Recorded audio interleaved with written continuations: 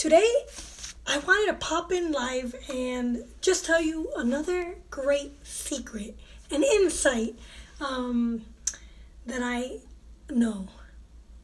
So, my passion is in promoting literacy and sharing ideas and helping you become the hero in your story. So here's a secret, here's the thing. A great indicator of your ability to read proficiently is when you take the college entrance exam, the SAT, or the graduate entrance exam, the LSAT. These two determine how proficient you are in reading. That's it. That's all I could determine. Not only that, but how fast you can go as you read. So 10 years ago, I took the LSAT 3 times. I studied 1 year for this exam.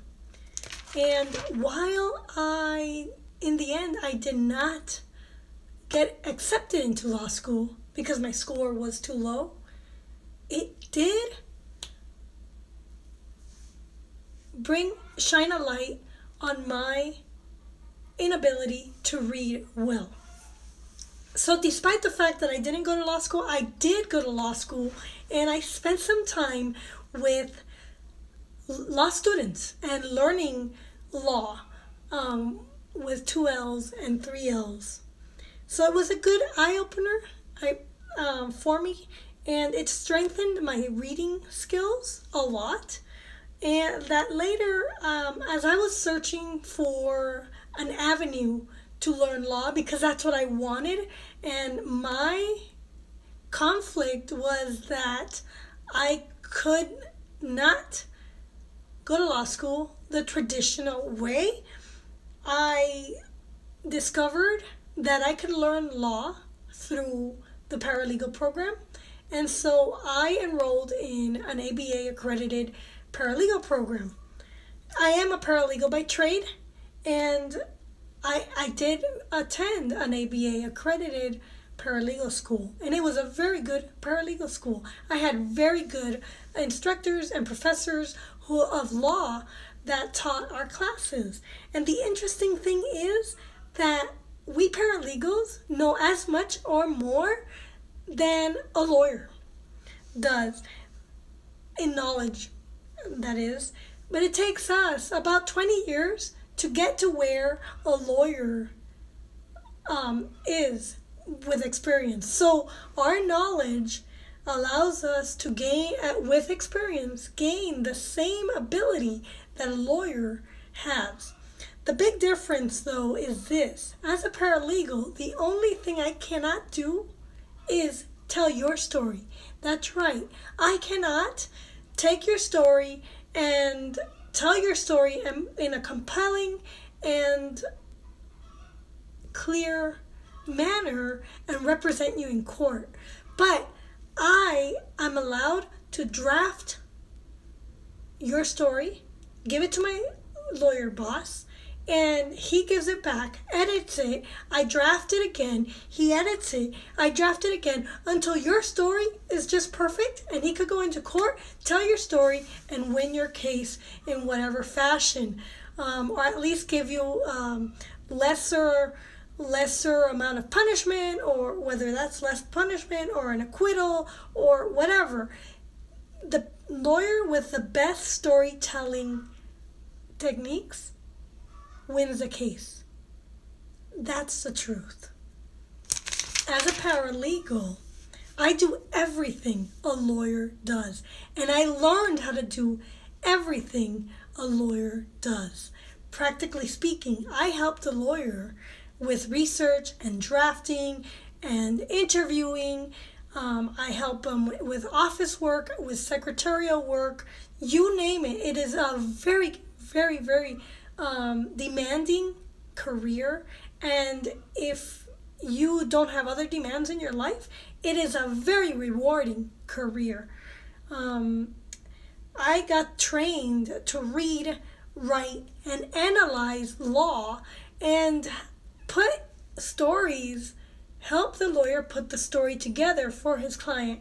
And I think that is fascinating about what a lawyer does.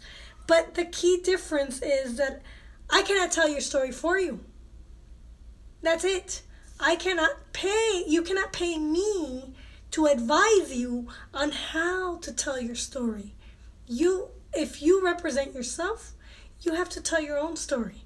You have to be clear and compelling.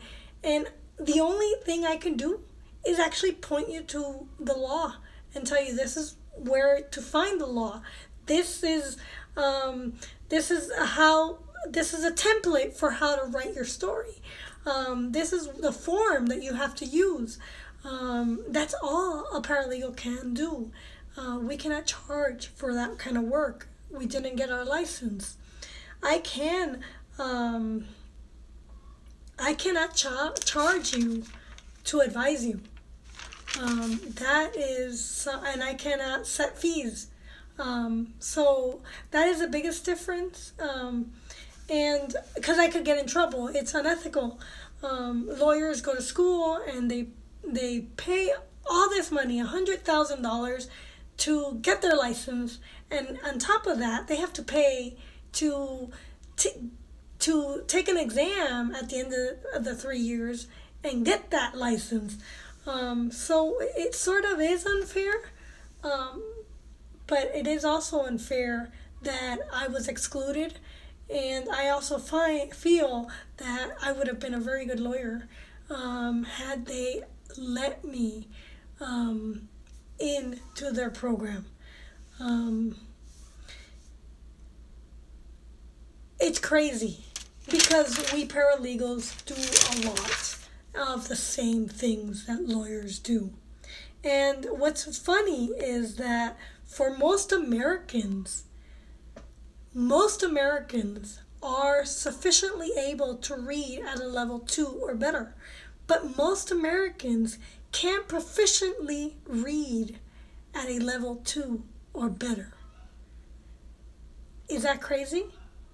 So that if you go into court and you're representing yourself and you're looking at the laws and learning how to put the laws and weaving the way a lawyer does and telling your story in a clear and compelling fashion, it would be hard for the average American to do this type of work, because it really does take somebody who knows how to read well, who knows how to write well, who knows how to think well and analyze well to be a lawyer or a paralegal. And so the best paralegals, the challenge is, if you're not someone who can read well, is that you can learn to read well, because you're going to be reading a ton of more cases. And over time, you're going to get as good as a lawyer and then jump in and go to law school and get your law license. And so paralegals have an edge where law students who go from a bachelor's degree to law school don't. And that's the biggest difference. Anyways, thank you for watching, and I hope you liked this video. If you liked it, please comment below or like.